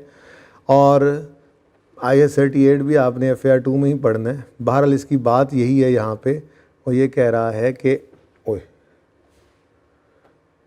वो कहना ये चाह रहा है यहाँ पे कि IS38 ने कहा हुआ है कि आपने जो एक्सपेंस होता है ना, इंटेंजिबल बनाने के लिए जो एक्सपेंस होता है उसको आपने एसेट की कॉस्ट में ऐड नहीं करना, वो एक्सपेंस रिसर्च एक्सपेंस जो प्रॉफिट एंड लॉस में आप ले जाते होते हैं। तो बहरहाल ये जो है ना 3 चीज़ें आपके सिलेबस में नहीं है, तो आप इनके साथ छोटा छोटा क्रॉस लगा दें। एग्जाम्पल्स के अंदर आपको MCQ में अगर पूछे भी तो आपसे वो पूछेगा इन्हीं 3 चीज़ों का, IS2 का FIFO EFCO, IS40 का फेयर वैल्यू मॉडल और IAS23 कैपिटलाइजेशन बोरिंग कॉस्ट। ये जो ऑप्शन कहीं पे ऑप्शन है, कहीं पे मैंडेटरी है, कुछ चीज़ें स्टैंडर्ड की तरफ से, ये कहलाती हैं हमारी अकाउंटिंग पॉलिसी। तो ये एग्जांपल्स थी, ठीक है जी। उसके बाद वो कहता है जी अकाउंटिंग पॉलिसी की सिलेक्शन कैसे हो। हमने कहा जी ये तो कोई मसला ही कोई नहीं है। अकाउंटिंग पॉलिसी, अभी हम पहले क्या बात कर रहे थे जी, अकाउंटिंग पॉलिसी होती क्या है, ठीक है ना। पहले क्या बात हुई है जी, अकाउंटिंग पॉलिसी है क्या। अब अगली बात कर रहे हैं सिलेक्शन कैसे करें। चलो, अकाउंटिंग पॉलिसी तो हमने कह दिया बेसिस, रूल्स, कन्वेंशंस हैं जो कि अप्लाई होते हैं फाइनेंशियल स्टेटमेंट्स को प्रिपेयर करने में। तो सिलेक्शन कैसे करें अकाउंटिंग पॉलिसी की, तो हमने कहा जी तरतीब होगी थोड़ी सी, ज़रा ध्यान कर लें। आपके पास अगर कोई चीज़ आई है तो सबसे पहले ये देखें, आपके सामने एक चीज़ आ गई, ठीक है, मिसाल के तौर पे आपके सामने ये एक जो है वो टेंजिबल एसेट है, तो आप देखो कि इसका कोई रेलेवेंट स्टैंडर्ड है, अगर है तो आप उसके ऊपर अप्लाई कर दो IS 16। आप कहते हो नहीं जी ये जो हमारे सामने चीज़ आई है इसके ऊपर इसकी कोई फिजिकल एग्जिस्टेंस नहीं है, तो इंटेंजिबल है, IS 38 मौजूद है वो लगा दो। आपने कहा नहीं जी ये तो हमने रेंटल पर्पज़ के लिए रखा हुआ है, आपने कहा कोई बात नहीं IS 40 मौजूद है, इसके ऊपर आप IS 40 लगा दो। आपने कहा नहीं नहीं जी ये तो हमारी बकरी है, गाय है, भैंस है, ये तो बायोलॉजिकल एसिड है, तो ये IS 16 लगा दें, IS 38 लगा दें, IS 40 लगा दें। हमने कहा नहीं नहीं नहीं नहीं, आप इसके लिए स्टैंडर्ड मौजूद है IAS 41, आप वो लगा दें। तो क्या मतलब, सबसे पहले तो आपने जब अकाउंटिंग पॉलिसी सिलेक्ट करनी हो ना, किसी भी आइटम के बारे में जो फाइनेंशियल स्टेटमेंट्स में आने वाला कोई भी आइटम है, जब आपको फाइनेंशियल स्टेटमेंट्स में लाने लगे तो कोई आपको अकाउंटिंग पॉलिसी उसके लिए आपको सिलेक्ट करनी है, तो सबसे पहले आप देखें कोई रेलेवेंट IFRS है, और अगर उसका रेलेवेंट IFRS मौजूद नहीं है तो फिर दूसरे स्टेप में आप मूव कर जाएं, कोई सिमिलर IFRS है। जैसे IS 16 जब नहीं था तो IS 38 जब नहीं था इंटेंजिबल्स का स्टैंडर्ड, तो IS 16 के मुताबिक IS 38 को भी ले लेते थे कि यार उस जैसा ही है, बस ऐसे नज़र नहीं आ रहा ना, बात समझ रहे हैं। तो सबसे पहला स्टेप क्या है, आप रेलेवेंट स्टैंडर्ड देखें, नहीं है तो आप सिमिलर स्टैंडर्ड की तरफ जाएं, अगर वो भी नहीं है तो फिर फ्रेमवर्क की तरफ चले जाएं। थोड़ी सी बात क्लास के अंदर हुई थी, ठीक है। तो अप्लाई नंबर 1 क्या है जी, अप्लाई रेलेवेंट IFRS, फिर if no IFRS then apply judgement, then apply judgement in following order. क्या मतलब, use similar IFRS, if no similar IFRS use framework, we can also refer to pronouncements वगैरह वगैरह। क्या मतलब कि आप तो IES और IFRS को फॉलो कर रहे हैं, लेकिन कोई ऐसा आइटम आ गया है जिसकी आपके इन स्टैंडर्ड्स में कोई गाइडेंस नहीं है और US गैप्स के अंदर उसकी गाइडेंस पड़ी है, तो आप सिमिलर अकाउंटिंग बॉडी की किसी और अकाउंटिंग बॉडी की तरफ चले जाएं जिसकी जो स्टैंडर्ड सेटिंग बॉडी उन्होंने स्टैंडर्ड बनाया उसके बारे में आप वो अडॉप्ट कर लें, कोई बात नहीं, ठीक है। तो ऑर्डर क्या बना भाई, सबसे पहले तो रेलेवेंट IFRS लगाओ, ना लगे तो जजमेंट लगाओ इस फॉलोइंग ऑर्डर में। पहले देखो कोई सिमिलर IFRS है, काम चला लो, नहीं है फ्रेमवर्क अप्लाई कर लो, ठीक है, या किसी और रेलेवेंट बॉडी को भी आप फॉलो कर सकते हो अगर उन्होंने ऐसा कोई स्टैंडर्ड सेटिंग बॉडी हो, उन्होंने कोई स्टैंडर्ड बनाया हुआ हो तो, ठीक है।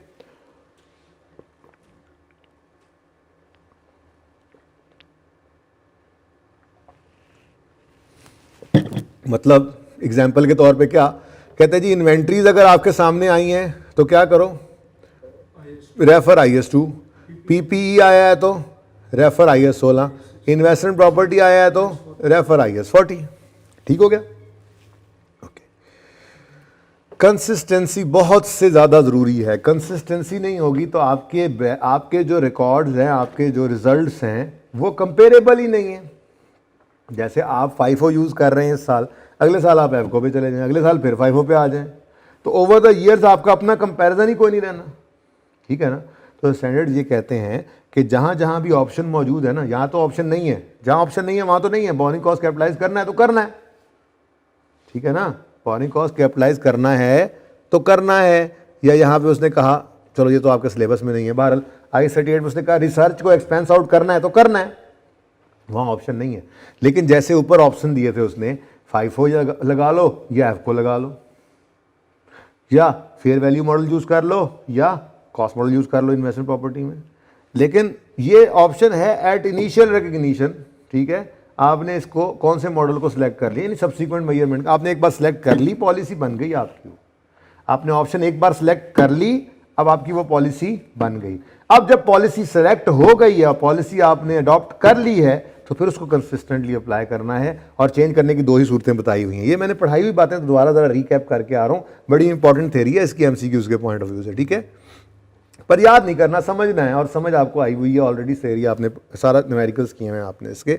तो कंसिस्टेंसी हो भाई इन अप्लाइंग, ठीक है, अकाउंटिंग पॉलिसी। क्या, once a policy is selected entity must apply it with consistency so that figures can be compared over years, ठीक है। जैसे apply FIFO in each year to make comparison over years, ठीक हो गया जी। अच्छा, retrospective और prospective क्या है ये बताया हुआ है आपको। मैंने आपको कहा था कि अगर चेंज इन एस्टीमेट हो, अगर चेंज इन एस्टीमेट हो तो सिर्फ करंट ईयर को छेड़ो, सिर्फ करंट ईयर को छेड़ो और फ्यूचर ईयर्स को छेड़ो, पास ईयर को छेड़ने की जरूरत नहीं है। ऐसी बात हुई थी। तो अगर हम पास को नहीं छेड़ रहे तो इसको कहते हैं जी प्रोस्पेक्टिव एप्लीकेशन। ठीक है जी, कि इफेक्ट ऑफ चेंज जो है वो सिर्फ करंट और फ्यूचर ईयर्स को जा रहा है, जैसे चेंज इन एस्टीमेट में हम करते थे।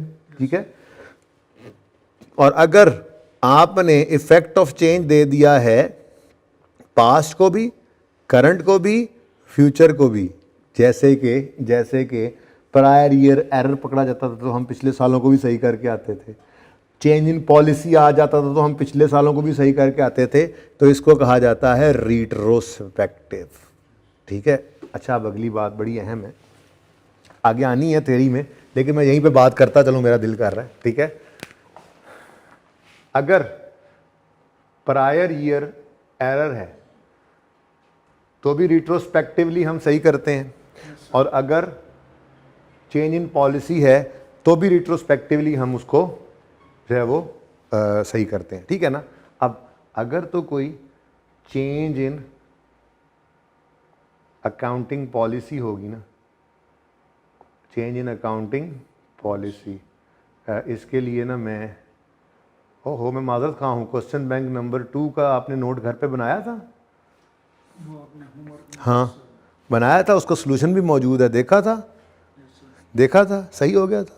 नहीं यार, ये तुमने फ्रॉड लगा, तुम्हारी आंखें मुझे बता के तुमने झूठ बोला। नहीं मुकम्मल सही नहीं, हुआ ही नहीं था। बहरहाल चेंज इन अकाउंटिंग पॉलिसी के लिए प्रैक्टिस सेट नंबर 1 रेफर करेंगे आप, और क्वेश्चन बैंक नंबर 2 मोहानी। ठीक है, तो चेंज इन अकाउंटिंग पॉलिसी अगर हो तो हम उसको अप्लाई करते हैं, कुछ गलत तो नहीं हुआ अगर रीस्टेट करें, अप्लाई करते हैं जहां तक पॉसिबली वापस जा सके, तो इसको रिट्रोस्पेक्टिव तो कहते हैं। ठीक है, लेकिन रिट्रोस्पेक्टिव रीस्टेटमेंट नहीं कहते हैं, रिट्रोस्पेक्टिव एप्लीकेशन कहते हैं। यानी कि अकाउंटिंग पॉलिसी को अप्लाई करना रिट्रोस्पेक्टिवली, पिछले जहां तक जा सके वहां से अप्लाई करते हुए लेकर आना। ठीक है, सही है। तो अगर पॉलिसी होगी, चेंज इन पॉलिसी होगी, तो हम उसको कहेंगे कि हमने रिट्रोस्पेक्टिव एप्लीकेशन करनी है इसकी। ठीक है, और अगर प्रायर, चलो ठीक है, हाँ करेक्शन ऑफ प्रायरी, करेक्शन लिख लें, correction of prior year error हो, इसके लिए आप बहुत सारे क्वेश्चंस किए हैं, क्वेश्चन बैंक 1 भी ले सकते हैं आप, एटसेट्रा, काफ़ी सारे क्वेश्चंस किए थे, एरर्स 3-4 सवाल किए थे एरर वाले। ठीक है ना। अगर आप करेक्शन ऑफ प्रायर ईयर करते हैं तो उसमें भी आपने पास्ट, प्रेजेंट, फ्यूचर तीनों को सही करना होता था। ठीक है ना, लेकिन यहां पर रिट्रोस्पेक्टिवली सही तो करते हैं, एप्लीकेशन नहीं होती कि जो अप्लाई नहीं हुई तो अब अप्लाई कर दो जाके, इसको कहते हैं रिट्रोस्पेक्टिव रीस्टेटमेंट। क्या मतलब? पिछले पीरियड्स को रीस्टेट कर दो। क्या कर दो भाई? ये बड़ा इंपॉर्टेंट पॉइंट था, 1-2-3 MCQs जो हैं वो इसके ऊपर भी बन सकते हैं। ठीक है ना, वो सिर्फ रिट्रोस्पेक्टिव यूँ लिख दे, क्या कोई एरर लिख कर कहे कि इस एरर को सही करना है इस सेट के मुताबिक, ये क्या कहलाएगा? रिट्रोस्पेक्टिव एप्लीकेशन, रिट्रोस्पेक्टिव रीस्टेटमेंट या चेंज इन एस्टीमेट। तो ऐसी को बात करेगा तो आपको सिलेक्ट करने के लिए सही वाला ऑप्शन ये कॉन्सेप्ट होना चाहिए। ठीक है, तो इसको ऐसे ही लिख लो अपने नोट्स के अंदर, तो आपने कॉपी कराई नहीं होनी, बुक का इंतज़ार कर रहे हैं, सही भी है, ठीक है, बुक का इंतज़ार कर लें, वहाँ पर लिख लीजिएगा, लेकिन फ़िलहाल इसकी आप पिक्चर ले लें भाई, और आप लोग इसको अपने पास रजिस्टर्स पे नोट कर लें, फिर मैं आगे बढ़ूँ। तो रिट्रोस्पेक्टिव एप्लीकेशन और रिट्रोस्पेक्टिव रीस्टेटमेंट का फ़र्क समझ आ गया? रिट्रोस्पेक्टिव एप्लीकेशन कहते हैं अगर पॉलिसी में चेंज आया तो उसको अप्लाई किया हमने जहां तक जा सके पिछले सालों में, और रिट्रोस्पेक्टिव रीस्टेटमेंट कहते हैं को प्रायर ईयर एरर था उसको सही किया तो चीज़ें फिगर्स रीस्टेट हो गई। ठीक है, सही हो गया। Have a change in policy. Change in policy के बारे में कहता है स्टैंडर्ड, ये चेंज पॉलिसी नहीं करना पसंद नहीं है मुझे, ठीक है। क्या कहता है जी, पॉलिसी को कंसिस्टेंटली अप्लाई करें। चेंज सिर्फ दो सूरतों में मुमकिन है, या तो स्टैंडर्ड बदल जाए या मैनेजमेंट ये समझती हो कि बेटर प्रेजेंटेशन मिलेगी चेंज करने से पॉलिसी को, ठीक है। An entity must apply consistent accounting policies for similar transactions and event. Following is the discussion on when we can change the accounting policy. जी दो ही सूरतें हैं। पहली सूरत है it is required by IFRS। Example के तौर पे रिवाइज्ड IAS 23 नाउ रिक्वायर्स और borrowing costs to be capitalised in respect of qualifying asset, पता ही है आपको, ठीक है। LIFO is no more allowed as per IAS 2 और C को काट दें, IFRS 16 आपने आगे जाके पढ़ना है, ठीक है।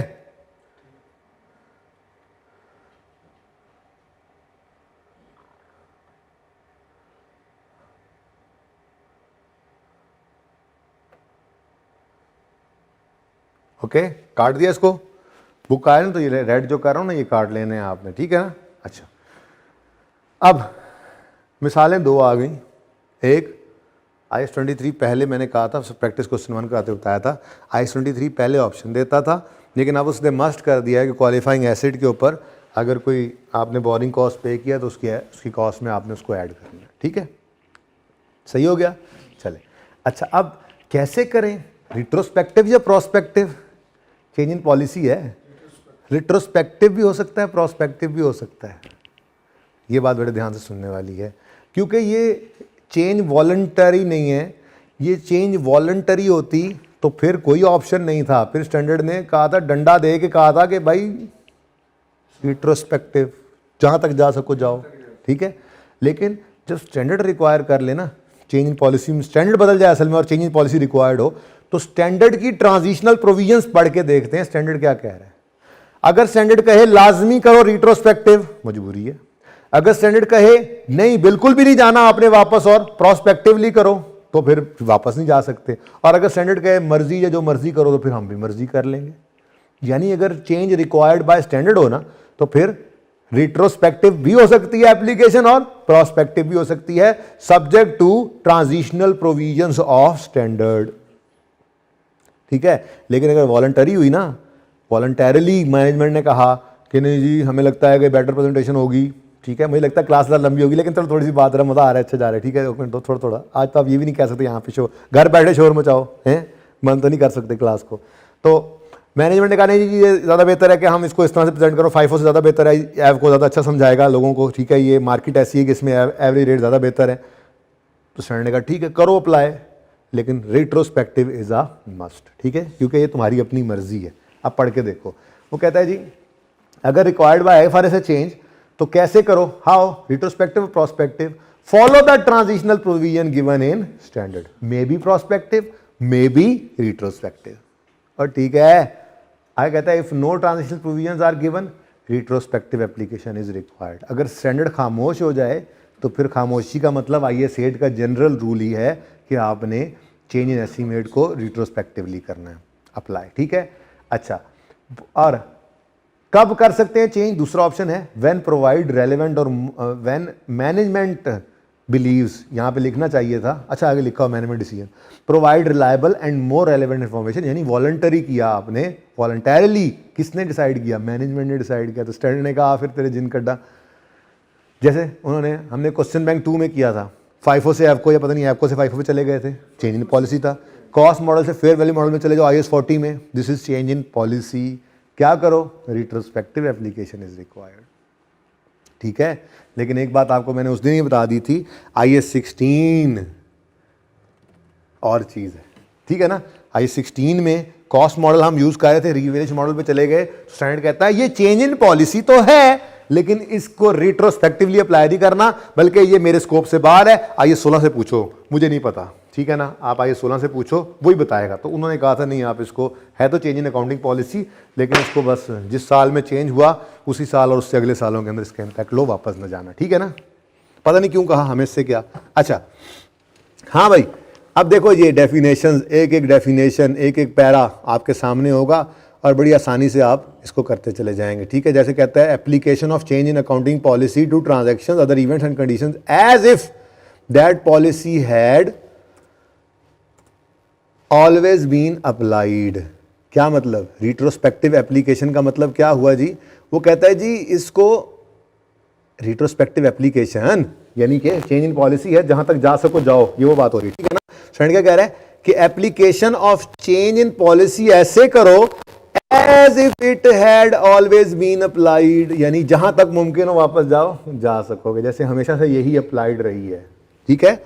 We restate the figures and provide disclosure as well. We restate the figures, change करते थे फिगर्स को और लिखते थे रीस्टेटेड ऊपर, वो प्रॉफिट गलत है इसको सही करो, प्लांट गलत है सही करो, रिटेन अर्निंग गलत है सही करो, ऊपर आर रीस्टेटेड भी लिखते थे, याद आ रहा है? हाँ, ऐसे नहीं, ठीक है। तो रीस्टेट करते थे फिगर्स को and provide disclosure as well, और डिस्क्लोजर्स भी देते थे भाई, याद है? डिस्क्लोजर क्या भाई? वही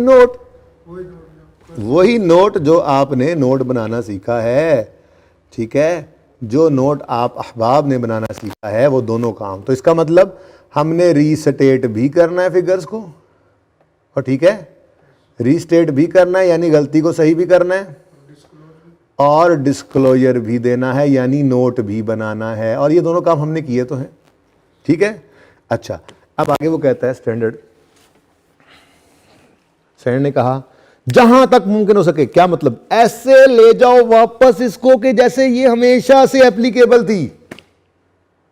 आपने कहा भाईजान हमारे पास तो पिछले 2 साल से पहले का लॉ हमारा कहता है 2 साल का रिकॉर्ड बस रखो, मिसाल के तौर पे, तो हमने 2 साल से पिछला तो रिकॉर्ड ही जला दिया था, कौन रिकॉर्ड को मेंटेन रखे। फ्रेंड ने कहा चलो 2 साल तक तो जा सकते हो ना, जाओ वापस।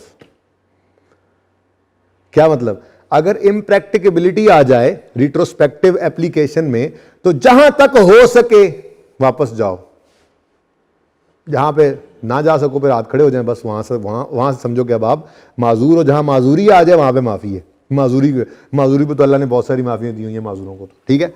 तो क्या कहता है? इम्प्रैक्टिकेबिलिटी इन रिट्रोस्पेक्टिव एप्लीकेशन में, retrospective application might be impracticable, हो सकता है कि वापस जा ही ना सकते हो, रिकॉर्ड जल गया जी। अब 200 साल पहले जी हमारे आग लगी थी, सारा रिकॉर्ड ही जल गया था, कुछ बचा ही नहीं। मैं कह पिछले साल का तो पढ़ा है ना, उससे पिछला जल गया ना, हाँ जी पिछले साल का पढ़ा है, तो फिर पिछले साल तक जाओ, ये स्टैंडर्ड कहता है।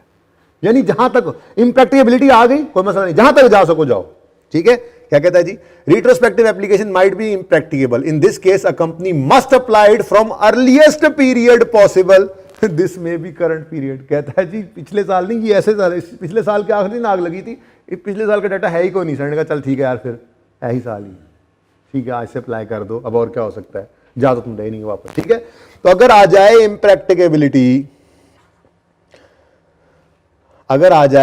इम्प्रैक्टिकेबिलिटी, तो क्या करो? जहां तक हो सके मस्ट अप्लाई करो, अर्लीस्ट पॉसिबल पीरियड तक लाजमी जाओ, ठीक है। और आगे कहता है the reason of impracticability could be non availability of records, हो सकती है ना ये एक बात, ठीक है। अच्छा, चेंज अकाउंटिंग पॉलिसी की एग्जांपल्स हैं, मेथड FIFO से एवको पे ले जाओ, ठीक है, IS2 में, ओके। फिर फेयर वैल्यू मॉडल से कॉस्ट या कॉस्ट से फेयर वैल्यू मॉडल पे चले जाते हो, चेंज इन पॉलिसी है। Change in revenue recognition policy, चलो ये जहन में रख लेना, कहीं MCQ में देना दे दीवाना होकर ICAP, वरना तो ये सिलेबस में नहीं है आप, ठीक है ना, क्योंकि रेवेन्यू का स्टैंडर्ड जो है वो यहाँ से निकल के जा चुका है FAR2 में, ठीक है, ओके। तो change in revenue recognition policy जो है, चलो इसको जहन में रख भी लो तो कोई हर्ज नहीं है वैसे, लेकिन ये रेवेन्यू जो है स्टैंडर्ड निकल गया। अच्छा, classifying commission earned as revenue in statement of profit or loss having previously classified it as an other operating income। Important example है, मिसाल के तौर पे आपका पहले कारोबार था, आप ना यार्न बेचते थे, यार्न धागा बेचते थे, ठीक है, आपकी अपनी स्पिनिंग मिल थी, आप जो है वो कॉटन ख़रीदते थे, कॉटन बेल्स की फॉर्म में ख़रीदते थे ज़मींदारों से, जिनिंग इंडस्ट्रीज़ से कॉटन बेल्स ख़रीदते थे और उनको प्रोसेस करते थे और धागा बना के आगे जो है वो वीविंग इंडस्ट्री को बेच देते थे। तो आपकी सेल्स जो थी वो क्या हुआ करती थी, सेल होती थी यार्न, ठीक है ना, धागा, ओके, धागा बेचते थे आप। साथ ना आप थोड़ा बहुत ऐसे ही ना हल्की आंच पे जो है वो कुछ और लोगों से भी पकड़ते थे धागा, और आगे वीविंग का आपके कॉन्ट्रैक्ट ज़्यादा थे, आप उनका माल भी आगे बेच देते थे और कमीशन इनकम उनसे कमीशन ले लेते थे। ठीक है जी, सही है, बात समझ रहे हो? जिन्हीं आपका असल काम तो क्या था, धागा बना के बेचना, लेकिन कभी कभी आप किसी का बना हुआ धागा आगे बेच के कमीशन के ऊपर काम चला लेते थे, कभी कभी ऐसे भी हो जाता था। लेकिन अब ऐसा हुआ, हालात ऐसे बुरे हुए, गैस घुस आ नहीं रही थी, आपके हालात भी पतले हो गए, आपने धागा मैन्युफैक्चर करना बंद कर दिया। लेकिन आपके जो कॉन्टैक्ट्स थे, तो आप जो मैन्युफैक्चरर बना रहे थे धागा, उनसे धागा खरीद के आगे अपने कॉन्टैक्ट्स को बेचना शुरू कर दिया, और आपने कमीशन इतना कमाना शुरू कर दिया कि अब कमीशन आपकी मेन इनकम हो गई है।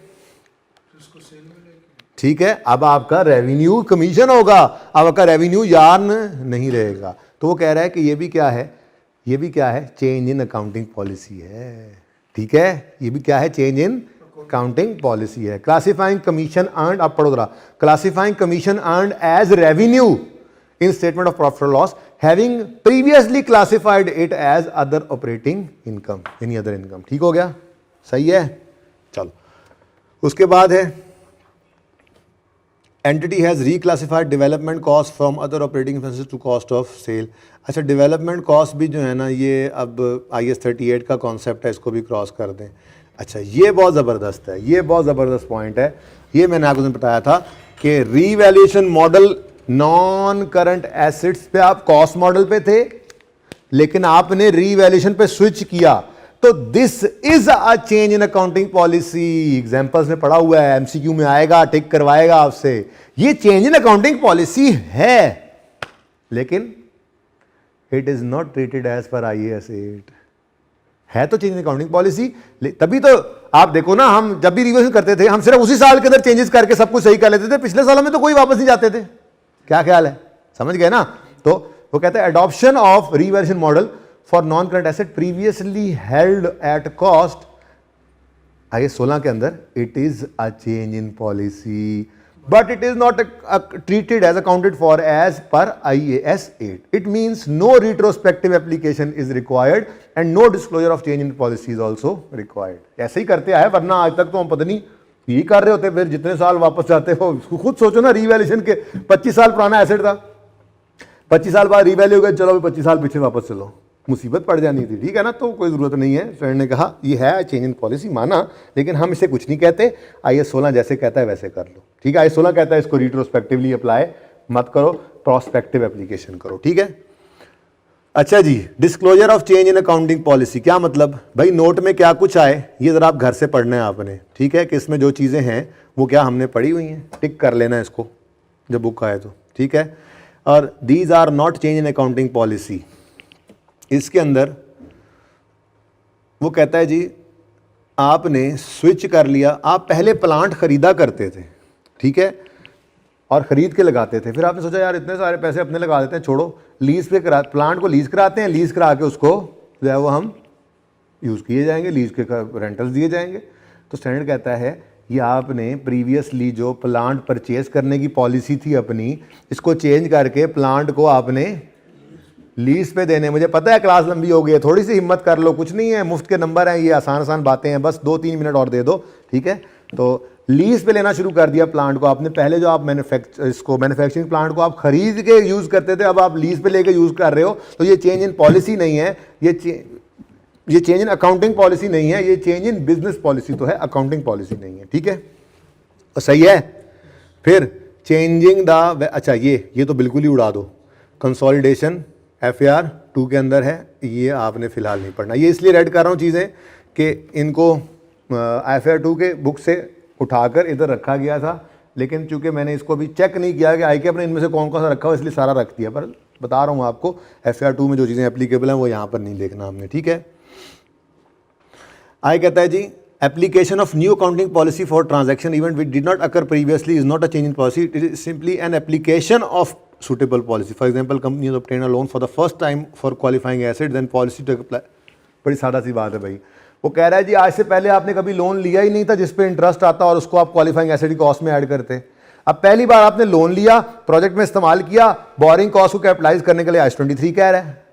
अब ये चेंज इन पॉलिसी नहीं है, आप कोई आपको कहे भाई तुम पहले एसेट कॉस्ट में इंटरेस्ट को ऐड नहीं करते थे ना, आज तुम कर रहे हो ना, तो चलो ये चेंज इन पॉलिसी है रिट्रोस्पेक्टिव। आपने कहा भाई ये सिलेक्शन है, पहली बार है मैंने ये सिलेक्ट किया, ये सिलेक्शन ऑफ अकाउंटिंग पॉलिसी है, ये कोई जो है वो चेंज इन अकाउंटिंग पॉलिसी नहीं है। ठीक है, examples of selection of accounting policy, capitalisation of borrowing cost first time हुई हैं जो entity has received its first government grant and is applying the deferred income method. ठीक है जी, पहली बार जो काम हुआ हो उसके लिए तो फिर अच्छा। चेंज इन अकाउंटिंग एस्टीमेट, अच्छा अकाउंटिंग एस्टीमेट को करते हैं हम बाद में। ठीक है, ये थोड़ा सा डिफरेंट है ना, और प्रायर ईयर एरर बिल्कुल इससे मिलता जुलता है। इसमें फ़र्क क्या है ज़रा देखो अंग्रेजियाँ। प्रायर पीरियड एरर्स क्या होते हैं? दीज आर ओमिशंस और मिस स्टेटमेंट्स। ओमिशन कहते हैं एक चीज़ सिरे से गायब हो जाना, और मिस स्टेटमेंट कहते हैं जी ऑडिट थर्ड पढ़ा हुआ है आप लोगों ने, गलत लिख देना। लेकिन ये ओमिशन या मिस स्टेटमेंट ऐसी है, ठीक है, कि जो failure to use information that were available. अच्छा चलो, prior period errors are omission और मिस स्टेटमेंट फॉर वन और more period because of failure to use information that was available when financial statement was prepared and could reasonably be expected to have been obtained। क्या मतलब? तो यार आपने एक asset को expense out कर दिया, अब थोड़ा सा उस वक्त जजमेंट लगाते तो पता भी था कि इतनी अमाउंट है, इसको एसेट बनाना है, गलती से रिपेयर बना रहे हो या मेंटेनेंस बना रहे हो, तो थोड़ी सी जजमेंट लगा के और थोड़ी सी अक्ल लगा के आपको डाटा भी अवेलेबल था, उसको यूज़ कर लेते ना उस वक्त, तो ये गलती ये दिन देखना ही ना पड़ता। वो यूँ कहना चाह रहे हैं बेसिकली। प्रायर एरर क्या है कि जो उस वक्त अवेलेबल इंफॉर्मेशन भी थी और अगर रीजनेबल जजमेंट लगाते ना, थोड़ी सी अकल लगाते, तो आप उसको सही भी कर लेते। तो अगर उस वक्त ऐसा करते तो ये दिन आज देखना ना पड़ता। ये डेफिनेशन है इसकी। ठीक है, अच्छा फिर ट्रीटमेंट क्या है? Retrospective restatement. यहां एप्लीकेशन नहीं है, रिट्रोस्पेक्टिव रीस्टेटमेंट है। प्रायर ईयर एरर हो तो रिट्रोस्पेक्टिव रीस्टेटमेंट भी करते हैं और डिस्क्लोजर भी देते हैं। ठीक है, रिट्रोस्पेक्टिव रीस्टेटमेंट क्या है जी? Correction of recognition, measurement and disclosure of amounts as if prior period error had never been occurred. जिस वहाँ कह रहा था ना पॉलिसी ऐसे अप्लाई करो जैसे हमेशा से एप्लीकेबल थी, यहाँ कह रहा है एरर ऐसे सही करो जैसे कभी एरर हुआ ही नहीं था, जहाँ तक हुआ, जहाँ पे हुआ तो वहाँ से वापस जाके सही करते थे। ठीक है, examples of prior year errors, ये तो भाई एक अनथक नॉन स्टॉपेबल अनस्टॉपेबल एक लिस्ट हो सकती है ना। एरर तो कई तरह के हो सकते हैं। ठीक है, इन एग्जांपल्स को आपने पढ़ना है घर पे। डिस्क्लोजर यानी वो जो नोट हमने बनाया था, वो नोट के अंदर ये कुछ था, ये सब पढ़ना है। और उसके अलावा फ़िलहाल अदर एस्पेक्ट्स को आप ना पढ़ें, ये अदर एस्पेक्ट्स आपको मैं खुद पढ़ाता हूँ, थोड़ी सी थ्योरी रह गई है। ठीक है जी, चेंज इन एस्टीमेट को मैं तो कहता हूँ एक नज़र देख लीजिएगा चेंज इन एस्टीमेट को, और सारे MCQs के ट्राई कीजिएगा। मैं MCQs नहीं पढ़ाऊँगा जब तक कि मैं दरमियान में चेंज इन एस्टीमेट भी पढ़ाना चाहूँ और अदर एस्पेक्ट्स भी पढ़ाना चाहूँ। तो मैं चेंज एस्टीमेट कल इंशाल्लाह 5 से 7 मिनट में, चेंज इन एस्टीमेट 10 मिनट में पढ़ा दूंगा। वो पढ़ा के सारे MCQs के काबिल आप हो जाओगे। जिन MCQs में आपको मसला होगा परसों उनका आंसर मैं आपको करूंगा, लेकिन ये जितनी थ्योरी पढ़ाई है इतनी पढ़ लेनी है। माजरत थोड़ी सी क्लास ज़रा लंबी हो गई है, ज़िंदगी रही तो कल मिलेंगे। कैश फ्लो के 2 सवाल होमवर्क में XYZ और नादिर लिमिटेड, इंशाल्लाह आपको हैंड आउट मिल जाएगा। अल्लाह हाफिज़।